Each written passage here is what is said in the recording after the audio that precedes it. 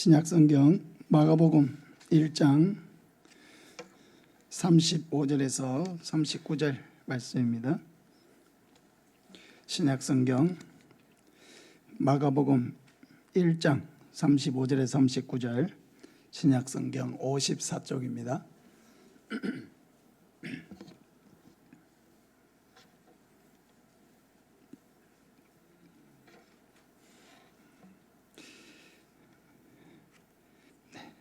한 절씩 교독하고 39절은 같이 읽습니다. 새벽 아직도 밝기 전에 예수께서 일어나 나가 한적한 곳으로 가사 거기서 기도하시더니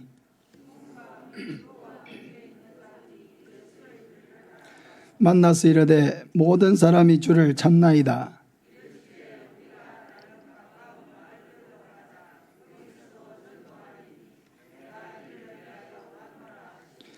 이에 온 갈릴리에 다니시며 그들의 여러 회당에서 전도하시고 또 귀신들을 내쫓으시더라. 아멘. 우리 찬송가 283장 찬송합시다.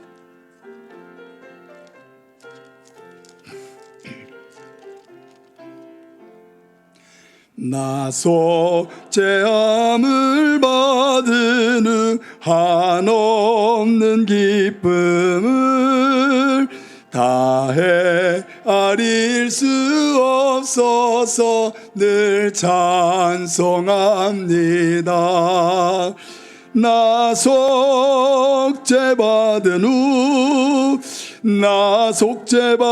후 주를 찬미하겠네. 나 속죄받은 후 주의 이름 찬미하겠네.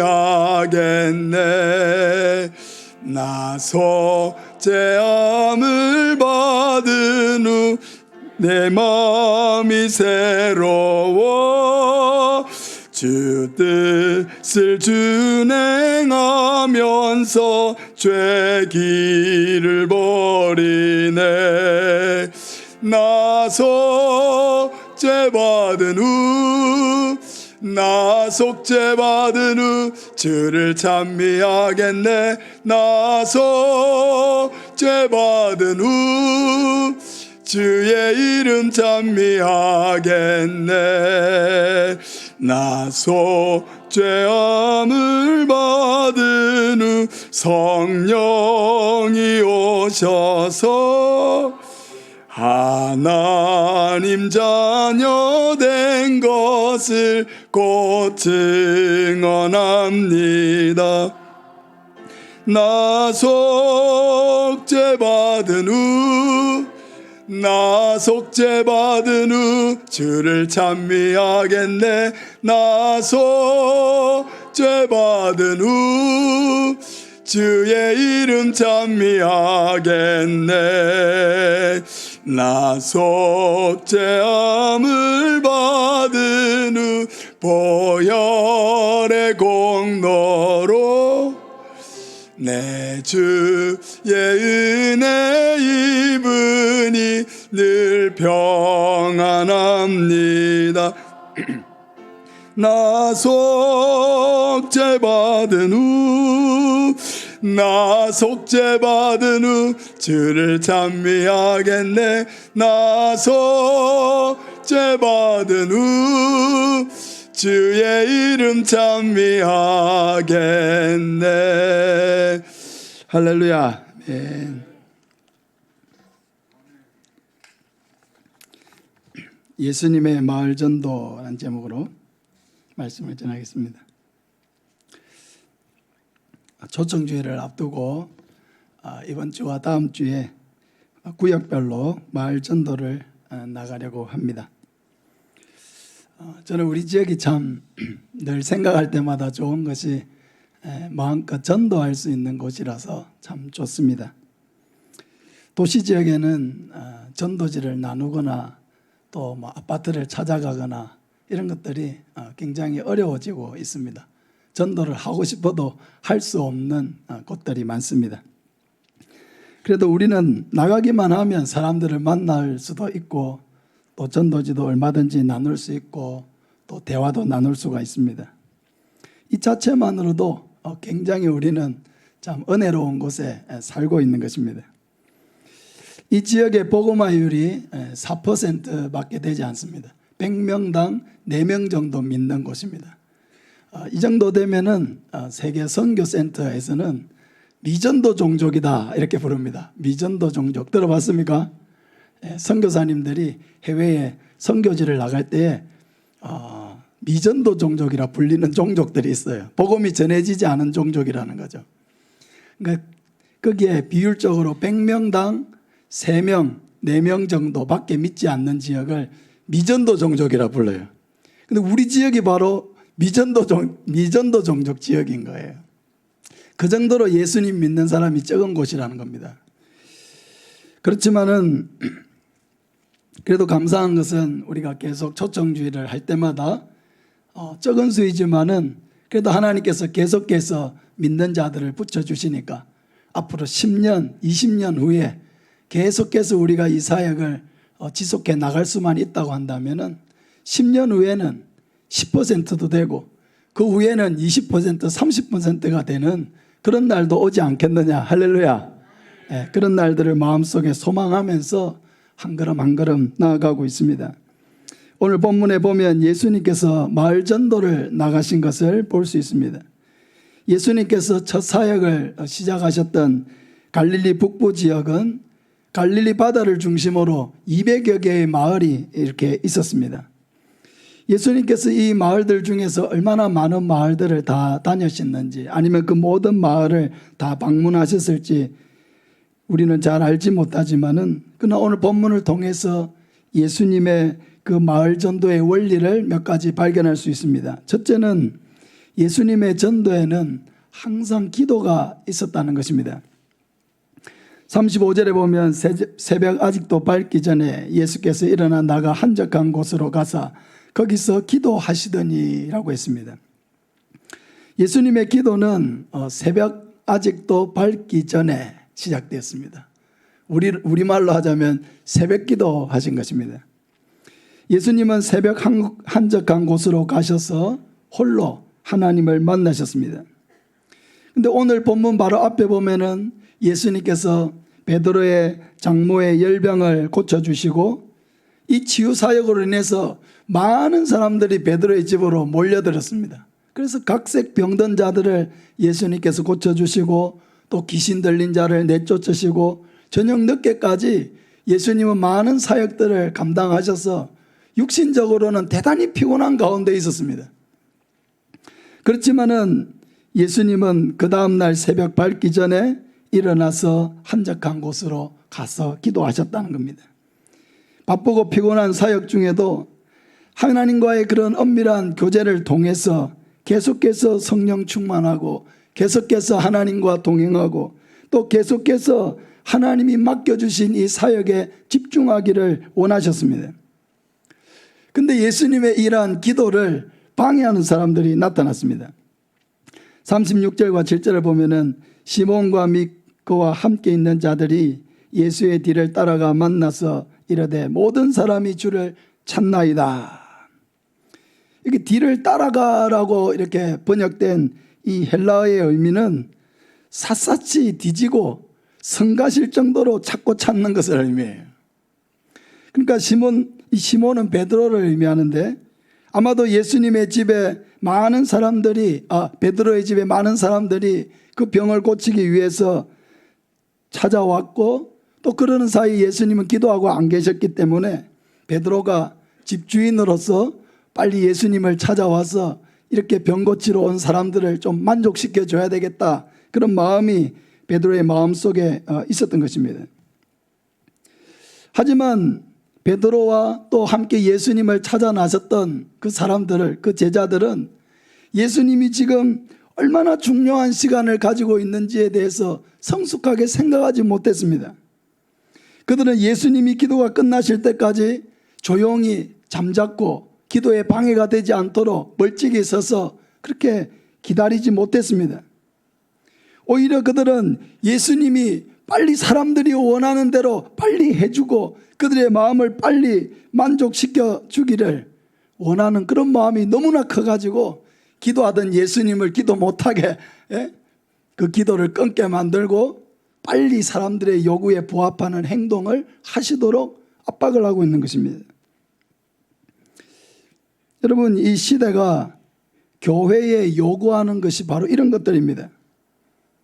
사람들이 요구하는 것에 더 부합한 교회가 되라고 교회에 계속해서 요구하는 것입니다. 더 재미있는 교회가 되어야 되지 않느냐? 지루하지 않는 교회를 만들어라. 부담 주지 않는 교회를 만들어라. 일주일 동안 내 피곤하게 이렇게 일하고 오는 사람들 피곤하게 만들지 말고 부담 주지 않는 그런 교회를 만들어라. 사람들의 성공 메시지에, 성공 요구에 더 부합하는 메시지를 전해라. 이 시대가 이렇게 우리에게 요구하는 것입니다. 여러분, 교회는 세상을 따라가면은 결코 교회다움을 나타낼 수가 없습니다. 세상이 요구하는 교회가 되는 것이 교회의 목적이 아니라는 것입니다. 교회의 능력은 아무리 시대가 변해도 교회다움을 간직하는 데서 교회의 능력이 나오는 것입니다. 그럼 교회다움이라고 하는 것이 무엇입니까?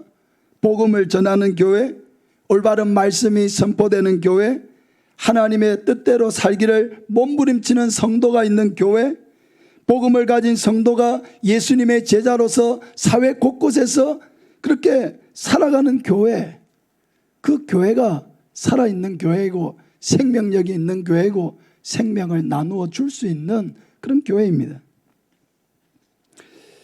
예수님은 제자들에 의해서 기도를 방해를 받으셨을 때에 그들의 행동이 예수님에게 지금 무엇을 요구하고 무엇을 압박하고 있는지를 예수님은 분명하게 알고 계셨습니다. 간파하고 계셨습니다.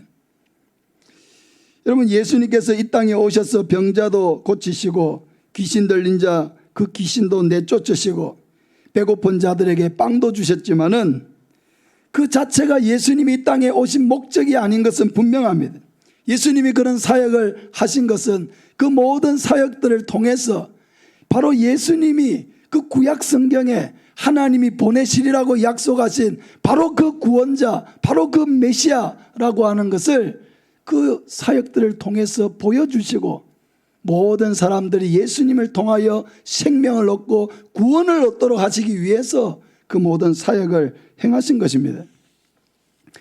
그럼에도 불구하고 세상은 끊임없이 예수님을 향해서 자기들의 왕이 되어서 자기들의 모든 문제를 해결해 주기를 이렇게 바랬기 때문에 예수님의 기도는 더욱 사명에 집중하고 이 땅에 오신 목적을 한시도 잊지 않기 위해서 반드시 필요한 부분이었습니다.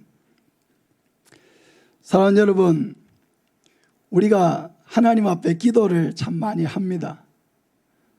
우리가 기도하는 많은 이유가 있겠지만은 첫째는 우리가 필요한 부분을 하나님께서 도와주시기를 구하기 위해서 기도합니다. 그건 기도의 가장 본질적인 것 중에 하나죠. 그러나 더 나아가서 우리가 더 성숙한 기도, 더 하나님의 뜻에 부합하는 기도를 하기를 원한다면 하나님 오늘도 하나님이 나에게 맡겨주신 사명을 바로 깨닫게 하셔서 하나님이 나에게 주신 이 하루를 헛되게 보내지 아니하고 하나님 맡겨주신 사명에 부합하는 삶을 살 수 있도록 하나님 나를 도와달라고 그렇게 기도하시기를 바랍니다. 예수님의 기도가 바로 그런 기도였습니다. 하나님은 우리에게 무엇이 필요한지를 알고 계십니다. 경제적으로 어려움을 당할 때, 병에 걸려서 고통 가운데 있을 때, 여러 가지 깨어진 관계로 인해서 어려움 가운데 있을 때 하나님은 우리가 무엇을 필요로 하는지 이미 알고 계십니다. 그리고 하나님은 우리 아버지가 되시기 때문에 그 모든 것을 다 넉넉하게 주기를 원하십니다. 그러나 우리가 가난할 때든지 병들 때든지 어떤 어려움 가운데 빠져서 고통을 받고 있을 때든지 그 자체가 무조건 해결받아야 여러분 선이 되는 것은 결코 아닙니다. 그 모든 것에는 다 하나님의 선하신 뜻이 있고 그 모든 것에는 하나님의 사랑이 있는 거예요. 때로는 궁핍하고 가난할 때에도 그것을 하나님이 나를 향한 사랑으로 이해하고 그것을 통해서 하나님이 나에게 원하시는 게 무엇일까? 때로는 병들고 힘들고 어려울 때 물론 병이 빨리 나아야 좋죠. 그러나 그 병든 몸을 짊어지고 치료를 받고 있는 그 순간에도 하나님이 이것을 통해서 나에게서 하시고자 하는, 나타내고자 하는 하나님의 뜻이 무엇일까? 왜 나에게 건강을 주실 수도 있는 하나님이 왜 나에게 이런 시간을 보내게 하시는 것일까? 그 하나님의 뜻을 묻고 그 질문을 가지고 하나님과 동행하는 그것이 너무나 우리에게는 중요한 것입니다. 모든 상황을 하나님의 사랑과 뜻 가운데서 받아들이고 그 속에서 하나님과 동행하는 그런 마음이 우리에게 너무나 중요한 것입니다. 하나님은 우리에게 넉넉하게 주기를 원하시는 분이십니다. 그러므로 우리의 기도는 하나님의 보물창고에 있는 것을 서로 차지하기 위해서 다투는 것이 아닙니다. 우리의 기도는 오늘도 우리에게 주신 이 하루를 살면서 하나님이 맡겨주신 사명을 생각하고 그 사명을 다할 수 있는 성령의 충만함을 간구하고 우리의 인생이 조금도 헛되지 아니하고 하나님의 뜻과 상관없는 마귀의 일을 하기 위해서 우리의 인생을 낭비하지 아니하고 하나님의 선한 뜻을 이루어 드리도록 우리는 날마다 하나님께 집중하면서 기도해야 하는 것입니다. 사명을 따라서 살면 하나님은 모든 것이 부족함이 없도록 채워주신다고 이미 약속하고 계시기 때문입니다. 사랑하는 여러분, 항상 자신을 위해서나 교회를 위해서도 기도해야 되겠지만 무엇보다도 사명을 위해서 기도하시기를 바랍니다. 내가 이 땅에 사는 이유가 무엇일까? 나를 통해서 하나님이 하시고자 하는 뜻이 무엇일까? 그것을 항상 생각하시길 바랍니다. 우리 교회를 위해서 기도할 때도 하나님, 우리 교회가 하나님이 세우신 목적대로 사역하는 교회가 되게 하여 주시옵소서. 우리 교회가 이 지역에 죽어가는 영혼을 살리는 교회가 되게 하여 주시옵소서. 예수님처럼 기도하고 예수님처럼 전도하는 교회가 되게 하여 주시옵소서. 이렇게 기도하면서 하나님의 뜻을 구하고 하나님께 영광 돌리는 저와 여러분 되시기를 바랍니다. 두 번째로 예수님은 항상 현장 중심의 전도를 하셨다는 것입니다. 38절 9절을 보면 이르시되 우리가 가까운 마을들로 가자. 거기서도 전도하리니 내가 이를 위하여 왔노라 하시고 이에 온 갈릴리에 다니시며 그들의 여러 회당에서 전도하시고 또 귀신들을 내쫓으시더라 했습니다. 예수님은 베드로를 비롯한 제자들이 찾아와서 모든 사람이 주를 찾나이다 라고 하면서 빨리 예수님이 그 사람들 뭐 원하는 거 알고 계시죠? 그 병든 자들 빨리 치료해 주세요. 귀신 들린 자들 빨리 고쳐주세요. 그 배고픈 사람들 빨리 먹을 거 주세요. 그들이 무엇을 요구하는지 예수님은 알고 계셨지만은 그들의 이러한 어리석은 질문에 현답으로 대답하셨습니다. 우리가 다른 가까운 마을들로 가자. 거기서도 전도하리니 내가 이를 위하여 왔노라. 예수님을 간절하게 찾던 제자들은 예수님을 발견하고 기뻐했을 것입니다. 그러나 예수님은 왜 그들이 예수님을 이렇게 성가실 정도로 기도를 방해할 정도로 찾고 있었는지 알고 계셨지만은 예수님은 기도의 자리에 일어나셔서 기도를 방해한 그들을 책망하지 않으셨습니다.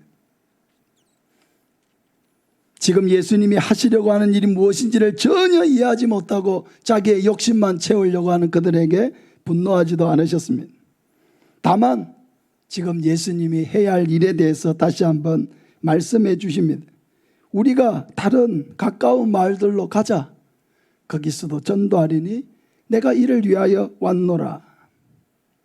예수님은 제자들에게 예수님이 이 땅에 오신 목적을 상기시켜 주셨습니다.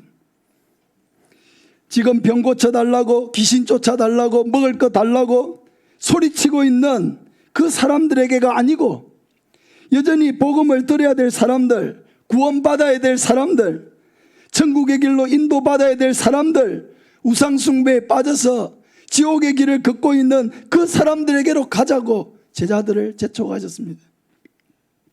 그러니까 예수님은 제자들에게 이렇게 말씀하시는 거예요. 얘들아, 다른 마을들에도 가보자. 거기에도 복음을 기다리는 사람이 있지 않느냐? 너희는 내가 왜 이 땅에 왔다고 생각하느냐?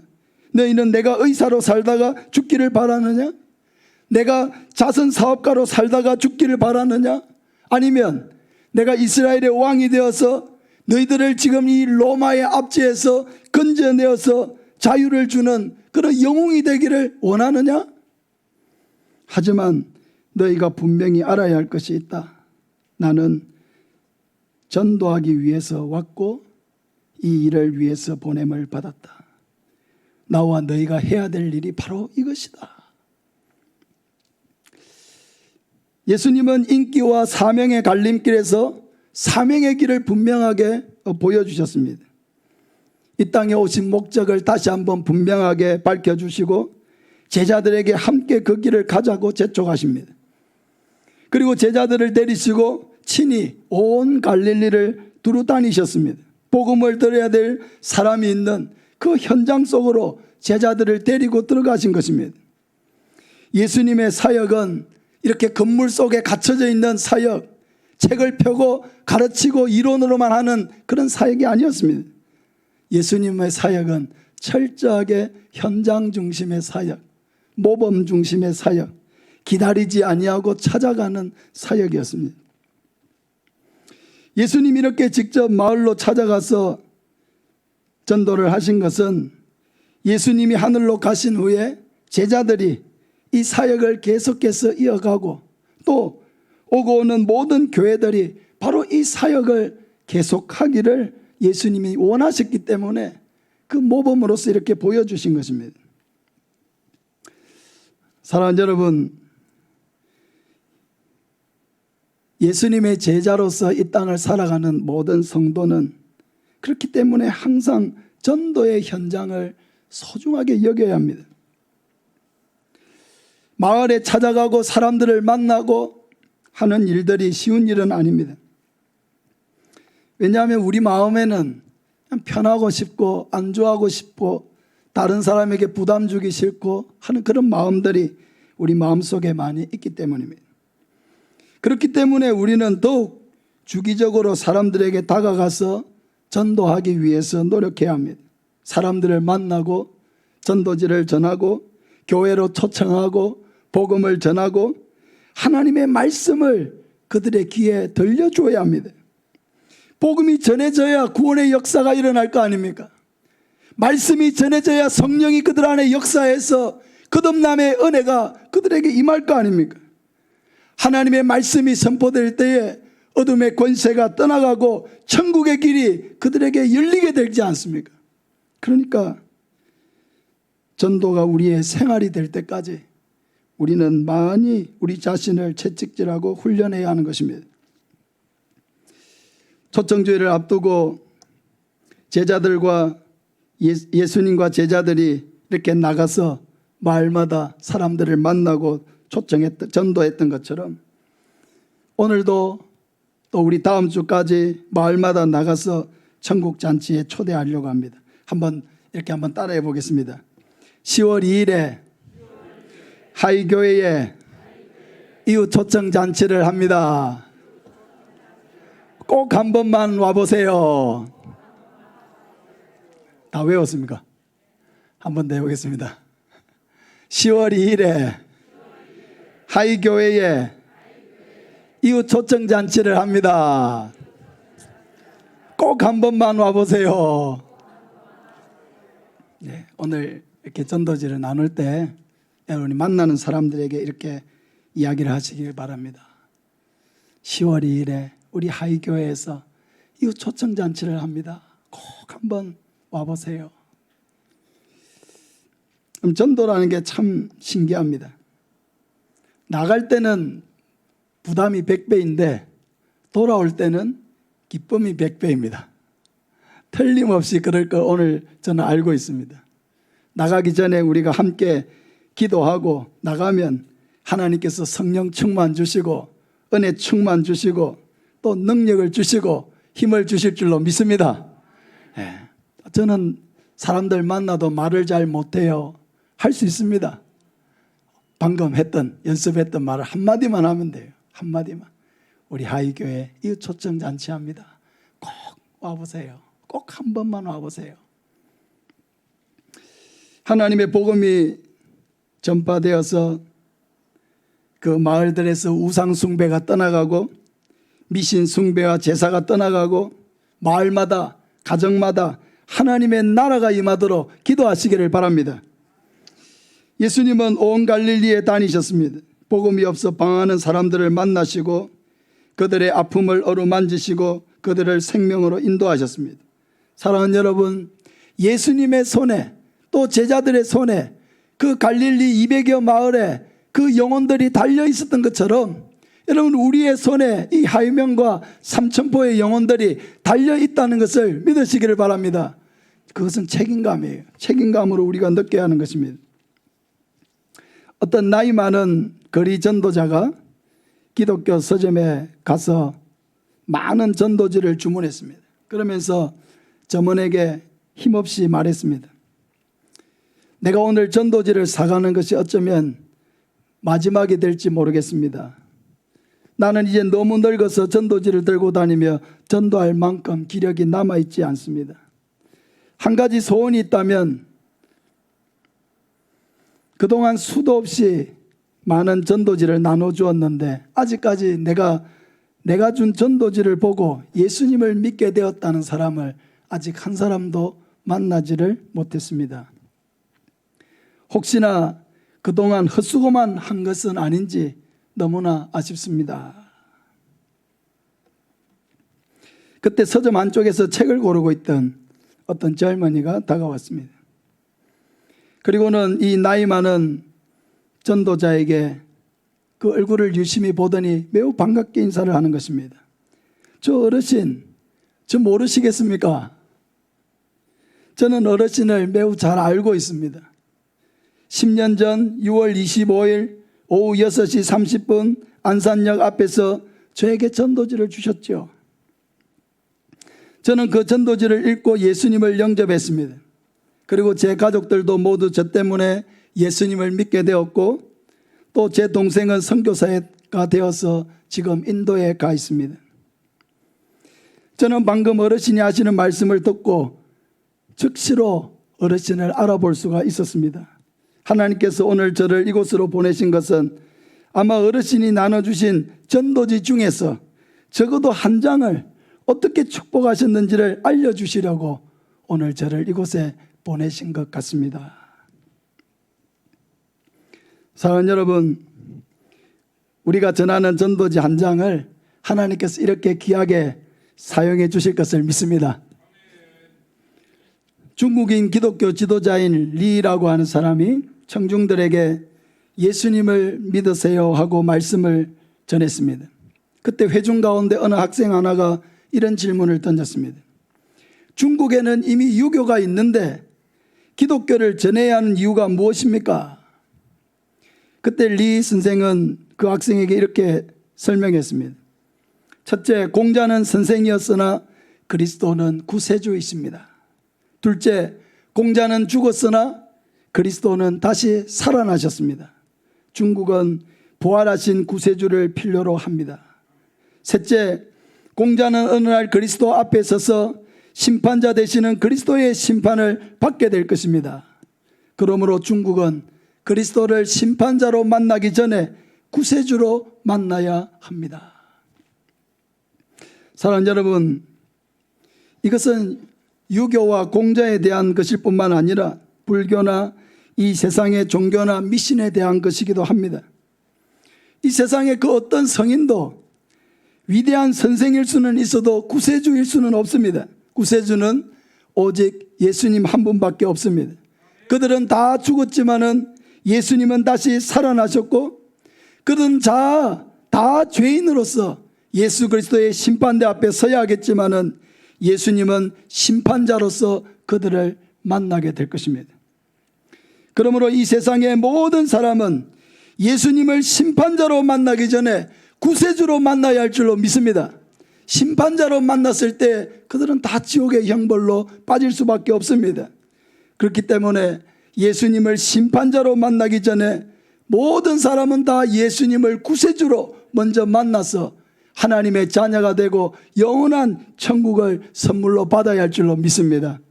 여러분, 우리가 바로 이러한 복된 소식을 전하기 위해서 마을로 나가는 것입니다. 오늘도 담대하게 나가서 입을 크게 열고 또 우리 안에 있는 이 복음의 능력으로 또 우리를 도우시는 성령을 힘입어서 담대하게 그들을 초청하고 하나님의 놀라운 구원 역사에 쓰임받는 저와 여러분 되시기를 예수님의 이름으로 축복합니다. 아멘. 우리 찬송가